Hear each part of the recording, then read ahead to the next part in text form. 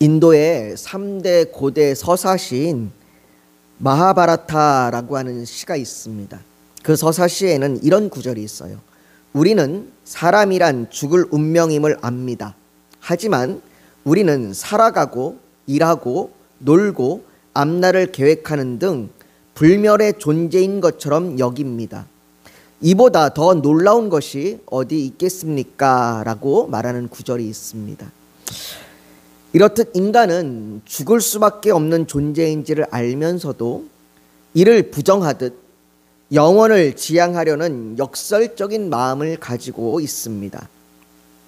이와 같은 것을 현실 부정의 관념이라고 말합니다. 현실을 부정하는 거예요. 분명한 현실이 있음에도 그것을 부정하면서 아닌 것처럼 살아가는 거죠.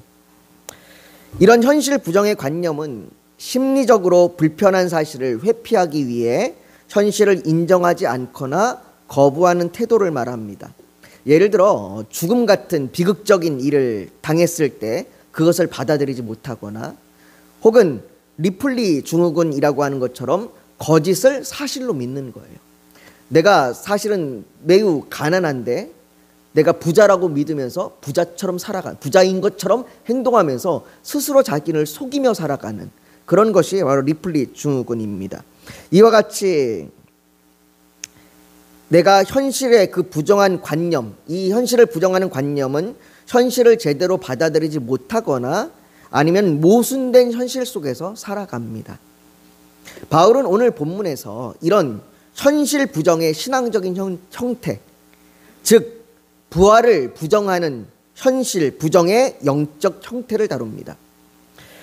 그들은 죽음 이후에 아무 일도 일어나지 않는다고 말하면서 결국 하나님이 이루신 그 구속의 현실을 부정하는 겁니다. 그러나 바울은 이미 17절에 그리스도께서 다시 살아나신 일이 없으면 너희의 믿음도 헛되고 너희가 여전히 죄 가운데 있을 것이요 라고 부활이 없이는 그리스도인의 믿음이 헛것이라고 말했습니다. 다시 말해 그리스도인들에게 이 부활은 필연적인 겁니다. 그럼에도 부활이 없다고 말하거나 마치 부활이 없는 것처럼 살아가는 사람들이 얼마나 많은지 모릅니다. 여러분, 이건 믿는 자의 부활만을 말하는 것이 아닙니다. 우리가 부활 말할 때 부활은 믿는 자만 부활하는 것이 아니라 믿지 않는 자들도 부활합니다. 그래서 웨스트민스터 대요리 문답 87문에는 부활에 관하여 우리가 믿어야 할 것은 무엇입니까? 라고 하는 그 질문에 이렇게 답합니다. 우리는 마지막 날 이미 죽은 의인과 악인 모두에게 일반적 부활이 있을 것을 믿어야 합니다 라고 말합니다. 의인의 몸은 그리스도의 영에 의해서, 그리고 그들의 머리이신 그리스도의 부활의 덕택으로 능력 중에 신령하고 썩지 않을 그 몸으로 일어나서 그리스도의 영광의 몸과 같이 될 겁니다. 그러나 악인의 몸은 진노하시는 심판주이신 그 그리스도에 의하여 치욕 중에 일으킴을 받게 될 겁니다. 치욕 중에 부활할 겁니다. 그러니까 부활한 몸으로 영원 가운데, 그 영원한 형벌 가운데 살아가는 거죠. 믿는 자만 부활하는 것이 아니라 믿는 자와 믿지 않는 자, 즉 의인과 악인이 모두 부활합니다. 차이는 영광의 몸으로 부활하는가 아니면 영원한 치욕 중에 부활하는가의 그 차이이죠. 그러니 믿는 자든 믿지 않는 자든 부활이 현실이라는 것을 받아들여야 합니다. 사실 대부분의 사람들은 자신이 인식하지 못할 뿐, 자기가 이걸 인식해서 생각하지 못할 뿐 모두 부활을 염두에 두고 살아갑니다. 그렇게 부활을 부인한다는 것은 현실을 부인하는 것과 마찬가지입니다. 그렇다면 어떤 부분에서 사람들이 부활을 염두에 두고 살아가는가? 바울은 오늘 본문을 통해서 그 부활을 염두에 두고 살아가는 세 가지 모습에 대하여 말하고 있는데요. 첫 번째는 사람은 누구나 죽음에 대한 두려움을 가지고 있다는 겁니다. 믿는 자든 믿지 않는 자든 죽음을 다 두려워해요. 이 죽음을 두려워하는 이유가 바로 부활을 염두에 두고 있기 때문이에요. 내가 인식하지 않더라도 말이죠. 죽음에 대하여 떠올리는 이미지를 생각하면 제일 먼저 떠오르는 게 바로 두려움입니다. 지난 2020년에 목회 데이터 연구소에서 웰다잉이라고 하는 주제로 리서치를 했어요. 조사를 했더니 5명 중에 3명은 죽음을 생각하면 왠지 모르게 두려운 마음이 든다라고 답했습니다. 죽음이 두려운 이유는 죽음에 대한 불확실성 때문입니다. 살아있는 사람은 죽음을 직접 경험한 사람이 없습니다.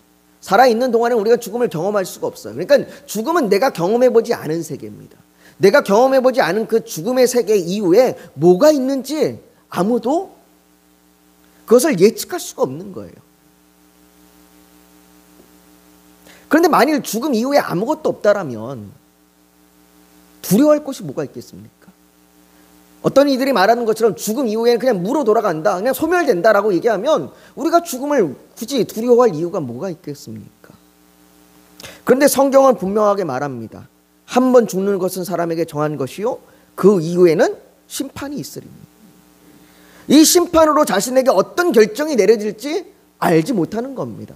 그렇기에 죽음 이후에 심판이 있고 그 심판으로 인하여 내게 어떤 결정이 내려질지 알지 못하기 때문에 막연한 그 죽음에 대한 두려움이 있는 겁니다. 이걸 내가 인식하든 인식하지 않든 말이죠.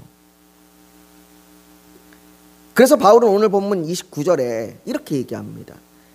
우리 한번 29절을 같이 한번 읽어볼까요? 29절을 같이 읽습니다. 시작. 만일 죽은 자들이, 자, 다시 같이 읽을까요? 시작. 만일 죽은 자들이 도무지 살아나지 못하면 죽은 자들을 위하여 세례를 받는 자들이 무엇을 하겠느냐? 어찌하여 그들을 위하여 세례를 받느냐? 이 구절은 약간 좀 애매하게 성도들에게 받아들이는 구절이기도 합니다. 왜 그러냐면 여기 죽은 자들에 대한 세례 부분이 나오기 때문인데 이것을 우리가 잘 읽어야 합니다. 지금 이 부분은 바울이 질문하는 거예요. 죽은 자들을 위하여 세례를 베푸는 자들에게 질문하는 겁니다. 그들에게 질문하는 이 질문은 그 죽은 자들에게 세례를 베푸는 자들에게 질문하는데 그들이 대부분 어떤 자들이냐면 부활을 믿지 않는 자들이었습니다. 즉 고린도 교회 안에 부활을 믿지 않는 자들이 있는데 그 부활을 믿지 않는 자들에게 질문을 하기를 너희가 부활이 있다는 것을 믿지 않으면서도 왜 죽은 자들을 위하여 세례를 받는 일을 하고 있느냐라고 묻고 있는 겁니다. 바울이 죽은 자들을 위한 세례가 있다는 것을 인정하는 것이 아니라 내가 그것을 인정하기 때문에 얘기하는 것이 아니라 내가 인정하든 인정하지 않든 너희가 그 일을 지금 하고 있다는 거죠. 그것을 하는 이유가 뭐냐고 묻고 있는 겁니다. 바울은 절대로 죽은 자들을 위한 세례를 인정하지 않습니다. 죽은 자들을 위하여 세례를 받는다고 해서 그 죽은 자가 구원을 받을 수도 없습니다. 죽음 이후에는 회개의 기회도 없고 죽음 이후에는 구원받을 수 있는 기회가 없습니다. 죽음 이후에는 예수 그리스도를 믿을 수 있는 기회가 없어요. 그래서 누가복음 16장에도 거기 누가복음 16장에 보면 부자와 거지 나사로 이야기가 나와요. 그 부자와 거지 나사로 이야기에서 그 부자가 죽은 다음에 아브라함에게 이야기를 이렇게 얘기합니다. 내 형제 5이 있으니 그들에게 증언하게 하여 그들이 이 고통받는 곳에 오지 않게 하소서. 그들이 죽기 전에 예수 그리스도를 믿고 그들이 이곳에 이르지 않게 해주십시오라고 부탁합니다. 죽은 다음엔 소용이 없어요. 그런데 그럼에도 불구하고 부활을 믿지 않는 어떤 이들이 이 말도 안 되는 죽은 자들을 위한 세례를 베푸는 일들을 하고 있다는 거예요. 그래서 묻는 거예요. 너희 이것이 무엇은 아니냐? 너희가 부활을 믿지도 않으면서 왜 죽은 자를 위하여 그런 일을 베푸느냐? 부활을 믿지 않으면 죽음 이후에 아무것도 없는 건데 너희가 왜 죽은 자를 위하여 그런 일들을 하고 있느냐라고 질문하고 있는 겁니다. 부활을 믿지 않으면서 죽음 이후에 그 어리석은 행동, 죽음 이후에 한 이들을 위한 그 어리석은 행동을 하고 있다는 거죠. 그들 말대로 죽음 이후에 부활도 없고 심판도 없는데 왜 죽음을 두려워하면서 죽은 이유를 생각하느냐라고 말하는 거죠. 결국 인간이 죽음을 두려워한다는 것은 의식하든 의식하지 않든 죽음 이후의 세계, 곧 부활과 심판의 현실을 내면 깊이 인식하고 있다는 증거입니다. 이처럼 인간의 죽음에 대한 두려움은 부활의 현실을 반증하는 심리적 표징입니다. 그러니까 이들은 자신들이 믿는 것과 모순된 삶을, 모순된 현실을 살아가고 있는 거죠. 두 번째로 기독교의 사랑을 말하는 이유는 부활을 염두에 두고 있기 때문입니다. 많은 사람들이 기독교 하면 사랑을 이야기합니다. 많은 사람들이 기독교 하면 사랑을 이야기하고 있는 이유가 뭐냐? 그 안에 부활에 대한 염두가 있기 때문이라는 거예요. 여러분들, 많은 사람들이 기독교인들에게 나타나야 될 모습이 사랑이라고 말하는 이유가 뭡니까? 왜 그리스도인들은 서로의 필요를 채워주고 사랑하며 심지어 원수까지도 사랑하고 용서해야 된다라고 그렇게 생각합니까? 물론 이런 모습이 모든 그리스도인들에게 다 나타나는 것은 아닙니다. 그리스도인들 중에도 사랑하지 못하고 용서하지 못하고 살아가는 분들도 있습니다. 그러나 수많은 그리스도인들이 사랑과 헌신, 용서를 위해서 목숨을 내어주기까지 했습니다. 수많은 이들이 그리스도를 믿는다는 이유로 죽임을 당했습니다. 우리나라의 조선시대에도 수많은 그 믿는 자들이 목숨을 잃는 일들이 100년 사이에 끊임없이 일어났습니다. 바울도 오늘 본문 30절과 31절에 보면 자기에 대해서 말하면서 이렇게 얘기합니다. 또 어찌하여 우리가 언제나 위험을 무릅쓰리요? 형제들아, 내가 그리스도 예수 우리 주 안에서 가진 바 너희에 대한 나의 자랑을 두고 단언하노니 나는 날마다 죽노라 라고 말합니다. 바울은 내가 무엇 때문에 고난을 당하는가, 내가 무엇 때문에 어려움을 당하는가, 내가 무엇 때문에 복음을 들고 나아가 헌신하며 죽음 앞에 목숨을 내놓고 있는가 라고 묻고 있는 겁니다. 심지어 바울은 나는 날마다 죽노라라고 얘기합니다. 여기서 얘기하는 나는 날마다 죽노라라고 이야기하고 있는 것은 내가 죄 앞에서 날마다 죽노라라는 얘기가 아니라 내가 현실적으로 날마다 죽음의 위협 앞에 있다는 이야기예요. 내가 무엇 때문에 날마다 그 육체의 위험을 안고 있고 날마다 그 육체의 그 두려움 앞에 서 있는가라고 묻고 있는 거예요. 여러분들, 예수님을 믿는다는 건 고난을 감수하는 겁니다. 예수님께서도 누가복음 9장 23절에 아무든지 나를 따라오려거든 자기를 부인하고 날마다 제 십자가를 지고 나를 따를 것이니라 라고 말씀했습니다. 예수를 믿는다는 건 자기 십자가를 지는 겁니다. 자기를 부인하고 자기 십자가를 지는 거예요. 왜 그리스도인은 이토록 사랑하고 용서하며 고난을 감당합니까? 부활이 없다면 이러한 헌신은 어리석은 광신에 불과할 겁니다. 그러나 부활이 있기 때문에 사랑은 헛되지 않고 헌신은 영원한 상급으로 연결됩니다. 바로 이것이 현재적 부활의 삶이에요.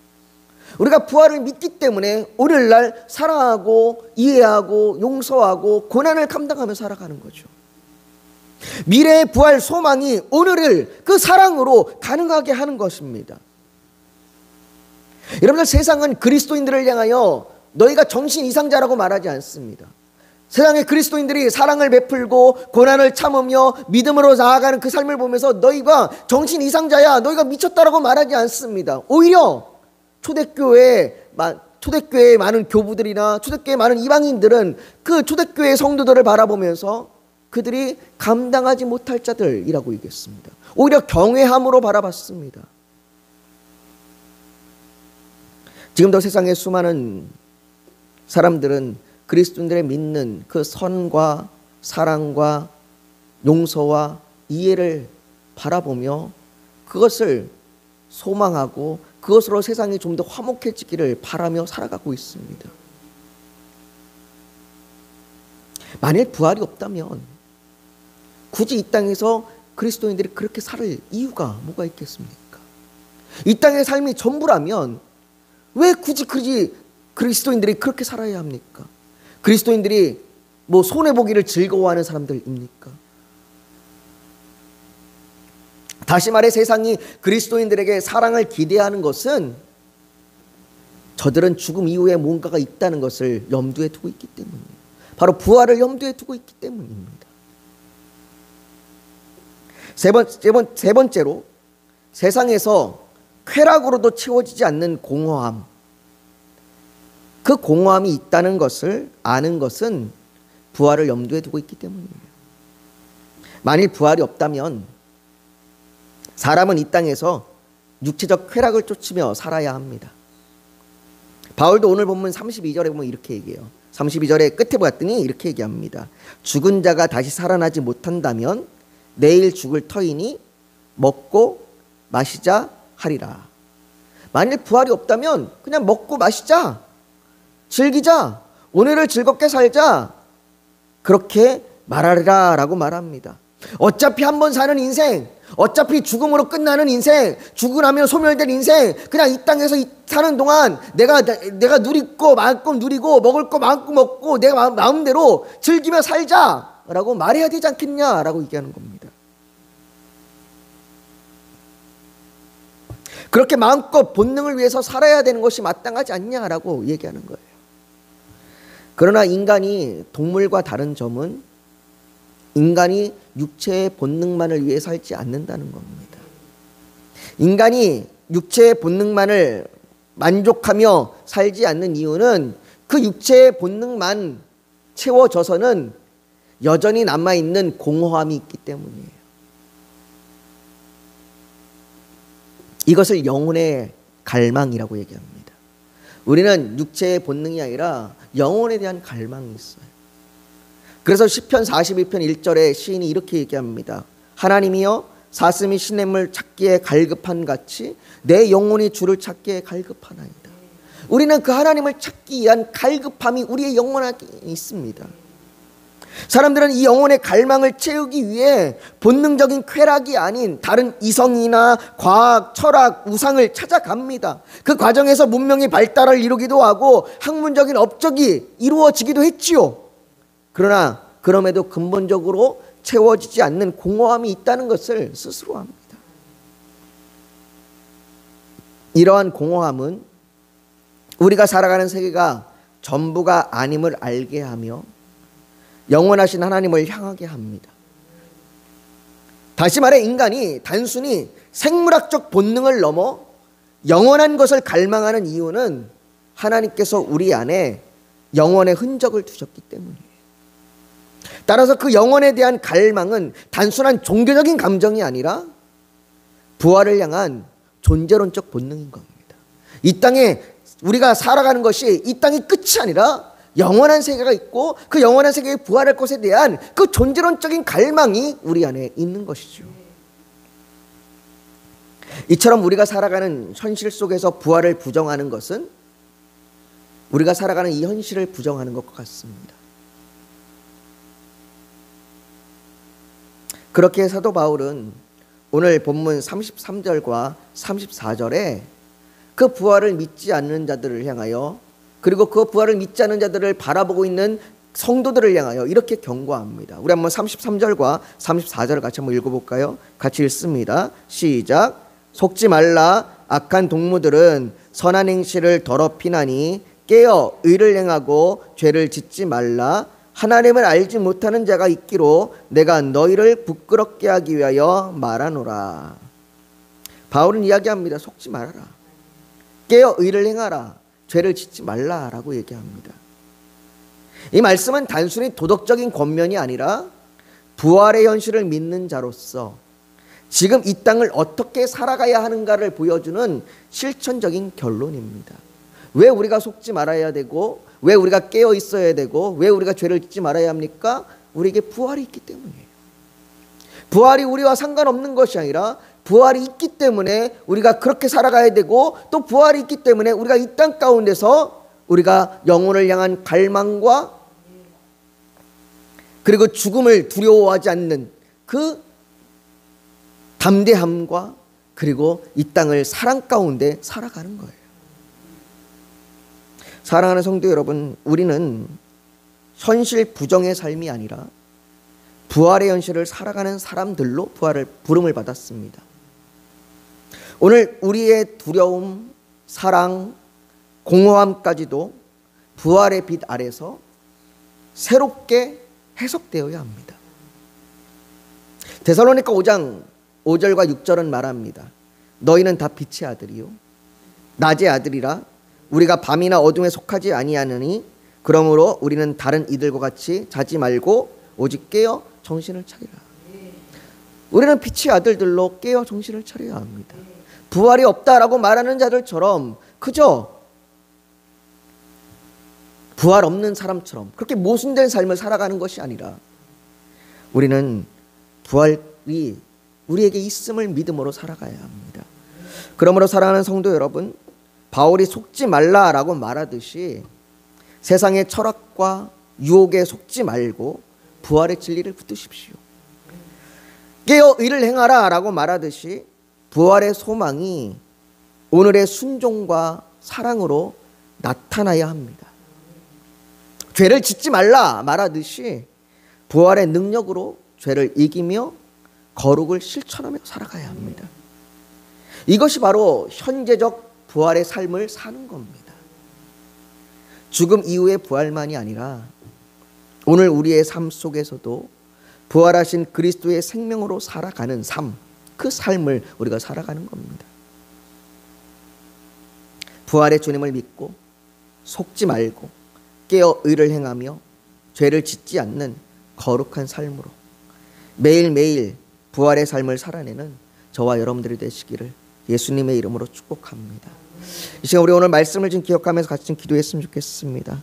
사랑하는 성도 여러분, 어떤 이들은 부활이 없다라고 말합니다.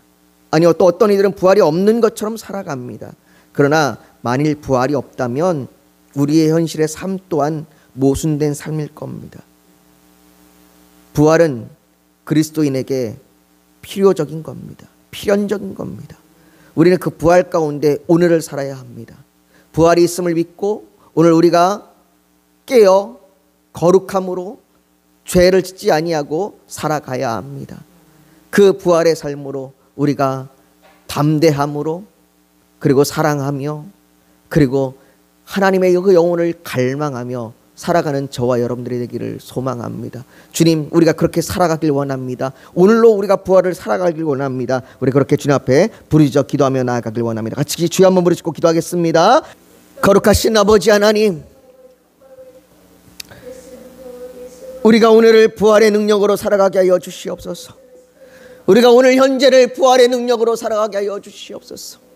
아버지, 부활이 없는 자처럼 살아가는 것이 아니라 우리가 부활 안에 있음을 믿으며 아버지 오늘 이 땅 가운데서 우리가 깨어서 거룩함으로 우리가 이 땅에 속지 아니하며 담대함으로 살아가게 하여 주시옵소서.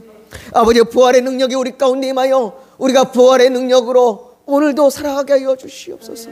오늘도 부활의 능력으로 담대함으로 사랑하며 하나님을 갈망하며 살아가게 하여 주시옵소서. 아버지 하나님, 그렇게 우리가 한 걸음 한 걸음 나아가는 교회 공동체가 되게 하여 주시옵시고 우리 성도들이 그 교회 공동체 안에서 믿음을 지키며 그 믿음의 담대함으로 살아가게 하여 주시옵소서.